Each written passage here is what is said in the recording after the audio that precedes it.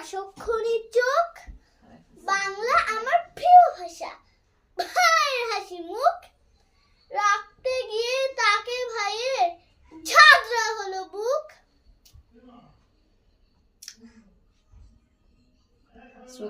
স্রোতের ধারায় রক্ত গড়ায়, পিচ ঢালা পথলাল, বায়ান্নতায় সর্বনাশা, দুঃখ ব্যথার সাল। ধন্য